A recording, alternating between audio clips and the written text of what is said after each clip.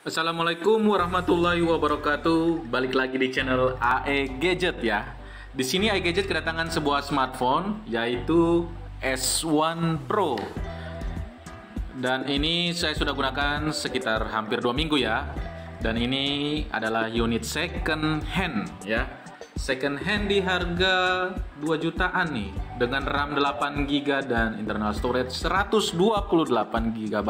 Jadi kalian yang belum subscribe channel ini, silahkan subscribe dulu channel ini dan jangan lupa lonceng notifnya dinyalakan ya. Serta juga kalian bisa share ke teman kalian dan jangan lupa di like dan komen di bawah.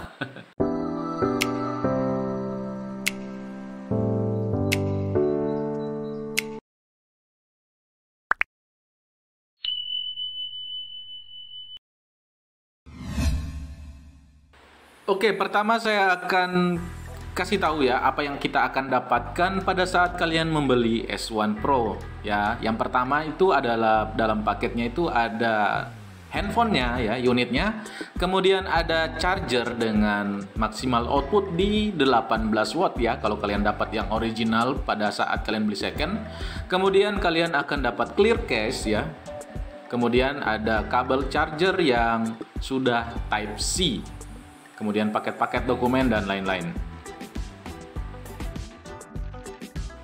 Kemudian kita lanjut pada kelebihan keduanya, yaitu layar Super AMOLED. Ya, layar Super AMOLED kita tahu ya bagaimana saturasi warnanya dengan kepekatan gelapnya yang super mantap ya. Jadi layar Super AMOLED adalah kualitas layar terbaik saat ini. Jadi di Vivo S1 Pro sudah menggunakan panel Super AMOLED dengan luas layar di 6,4 inch dengan resolusi Full HD+. Jadi salah satu yang kelebihan yang sangat signifikan di Vivo S1 Pro adalah di layarnya ya. Kemudian kelebihan yang berikutnya terletak pada sisi fotografi dan videografinya ya. Iya, ini kameranya adalah 48 megapiksel untuk kamera belakang dan 32 megapiksel untuk kamera depan. Kemudian dia juga mempunyai lensa ultrawide ya, yang bisa kita pakai untuk foto yang dengan sudut lebih lebar. Ya, untuk hasil foto dan videonya bisa kalian cek di video berikut ini dan silakan kalian nilailah bagaimana kestabilan dan hasil foto untuk kamera Vivo S1 Pro.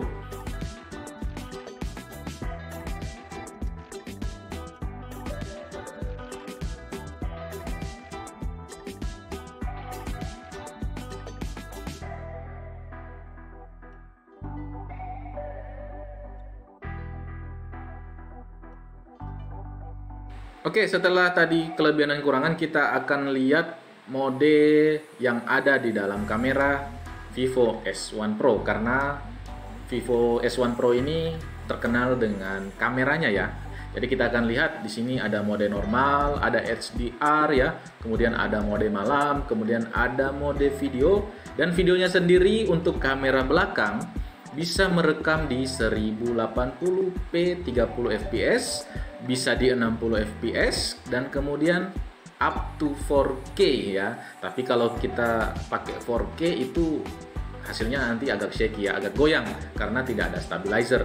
Dia juga bisa di 720p, tapi saya tidak sarankan kalian rekam di 720p karena hasilnya itu sangat tidak bagus.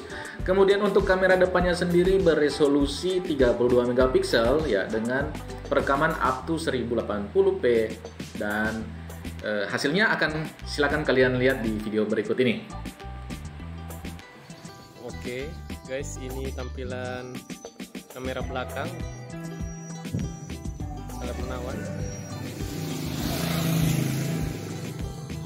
Resolusi video di 1080p 30 fps ya. Kalau ini sudah ada stabilizer ya, jadi sangat mulus. Oke guys, ini tampilan kamera depan ya, sangat bagus sekali. Perekaman di video depan tanpa menggunakan mikrofon tambahan ya, dengan resolusi 30 megapiksel di 1080p 30 fps. Ini saya rekam di indoor ya, di dalam ruangan dengan cahaya lampu. Bagaimana menurut kalian? Untuk kekurangannya sendiri, Vivo S1 Pro itu yang pertama adalah slot SD-nya ya. Dia hanya pakai hybrid. Jadi kalian yang menggunakan 2 kartu dan satu memori ya untuk kart SD-nya harus mengorbankan salah satunya, mau dual SIM ataukah satu SIM dan satu micro SD.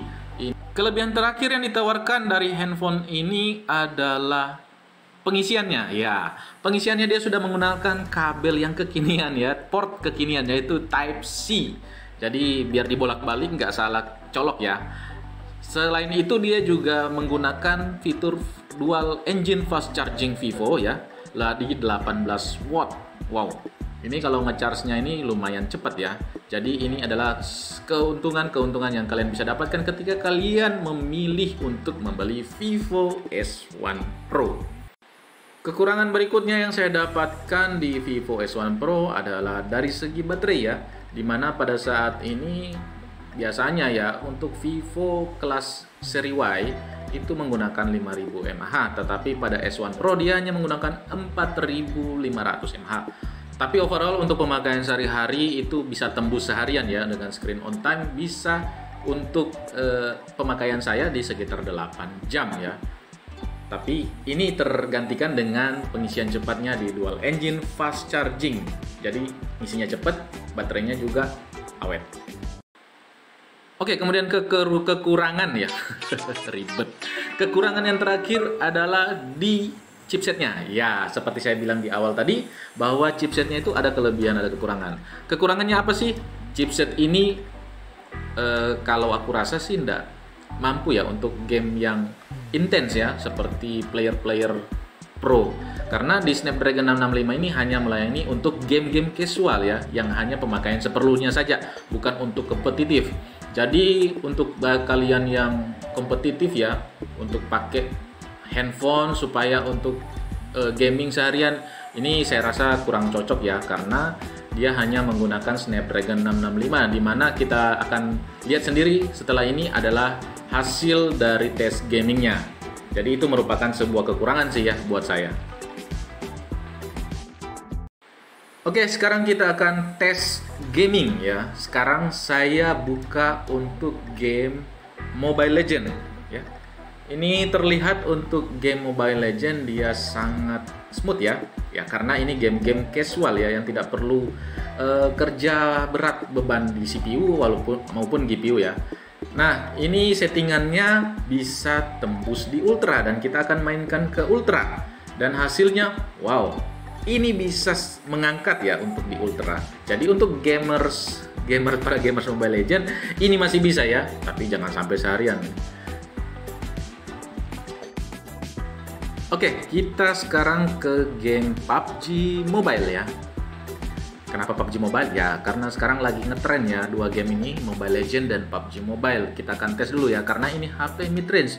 Kita tidak terlalu berharap banyak dengan chipset Snapdragon 665 ya. Mau buka Genshin Impact, keteteran. Oke, kita ke PUBG Mobile. Ini secara defaultnya dia akan di smooth medium ya.